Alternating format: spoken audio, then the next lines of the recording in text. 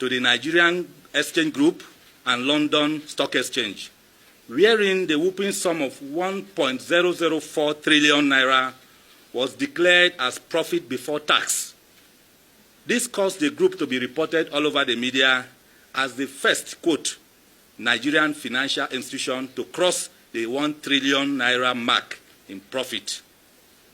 It is our finding that these figures, as contained in the audited statements, are mere conjectures hurriedly put together by Segun Julius Agbaje and his team to deceive the Securities and Exchange Commission, the Financial Reporting Council of Nigeria, the Central Bank of Nigeria, and even the customers and investors into believing that it all is well with GTB, even when it is not.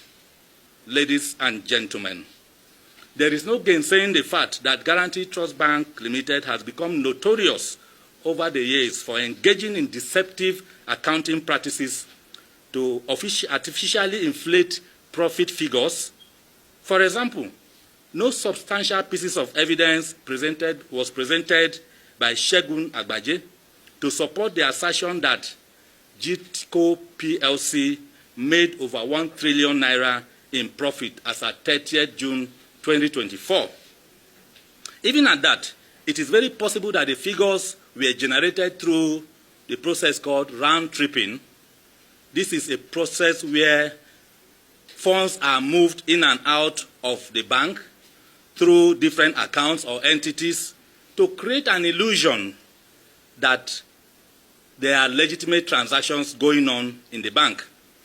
The combination of this process and other unethical issues, business practices, within the bank points towards the direction of systemic corruption, fraud, and money laundering, which we have asked the media, anti-corruption agencies, and the government to further investigate. It is feared that such ugly situation, if not properly checked, could have the tendency of not only undermining customers, investors' confidence in the bank, but pose significant risks to the stability of Nigerian financial sector. Surprisingly, Segun Julius Agbaje did not tell Nigerians that the corporate image of GTB Limited has been terribly battered and shattered in many foreign countries where it is in operation. He lied by stating in the recent audited statements that GTCO PLC ensures compliance with disclosure requirements under the Disclosure and Transparency Rules of the UK Financial Conduct Authority, FCA. The truth is that Guaranty Trust Bank UK Limited was sanctioned by the same FCA to pay a financial penalty of £525,000 for breaches of Principle 3, Management and Control, of the authority's principles for businesses between 19th May 2008 till 19th July 2010. In another development, the FCA imposed on Guaranty Trust Bank UK Limited a financial penalty of over £10 million, pursuant to Section 206 of the Financial Services and Markets Act 2000. As usual, the bank agreed to resolve this matter at the earliest stage, and they got a 30% deduction from their fines. This brought the total money paid as penalty by GTB in UK to the sum of about £7,671,800. The FCA, in justifying this financial penalty, which was paid with customers and investors' funds, mainly from Nigeria, it was paid before 24th of January 2023. The FCA stated that Guaranty Trust Bank Limited again failed to put in place policies and procedures to prevent and detect money laundering. FCA considered this repeated misconduct to be a direct result of the inability of senior management staff within the bank over a prolonged period of time to formulate and implement an effective plan capable of addressing the weaknesses identified in their anti-money laundering law and other financial systems. Finally, Finally, ladies and gentlemen, our investigation took us to the Bank of Ghana, where we discovered that the foreign exchange trading license of Guaranty Trust Bank Ghana Limited was suspended for a period of 1 month with effect from 18th March 2024. The press release dated 4th March 2024 indicates that the said license was suspended as a result of various breaches of the foreign exchange market regulations, including fraudulent documentation in foreign exchange operations. By that press release, the Bank of Ghana cautioned GTB to put in place effective controls to ensure strict adherence to the extant regulations and guidelines of the country. At this point, we begin to wonder the number of infractions that GT Bank would have committed within the mother country, Nigeria, without any action or penalty from both the government and anti-graft agencies. We make bold to say that it is not too late for these regulatory bodies and government agencies to act, and the time to act is now. Recommendations. Having spelled out the various infractions and unwholesome activities allegedly committed by Guaranty Trust Bank Limited, a subsidiary of Guaranty Trust Holding Company PLC, under the leadership of Julius Segun Agbaje, both in Nigeria and abroad, we hereby recommend as follows. 1. That the Governor Central Bank of Nigeria should forthwith dissolve the board and management of Guaranty Trust Bank Limited. This will pave way for thorough scrutiny of accounting books of the bank with a view to ascertaining its level of compliance with relevant banking laws, regulations, and guidelines. 2.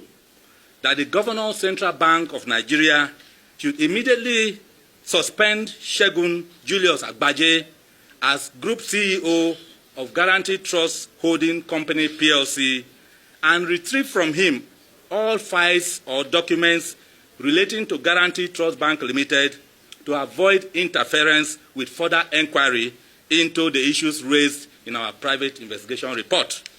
3. That if found wanting in any area of corporate governance, the Central Bank of Nigeria, acting jointly with the Economic and Financial Crimes Commission, the ICPC, the NFIU, the DSS, should decisively deal with Segun Julius Agbaje and prosecute him, just like Mrs. Cecilia Ibru, who practically milked the defunct Oceanic Bank PLC dry, even before the banking consolidation era under Obasanjo regime and Goodluck Jonathan's regime.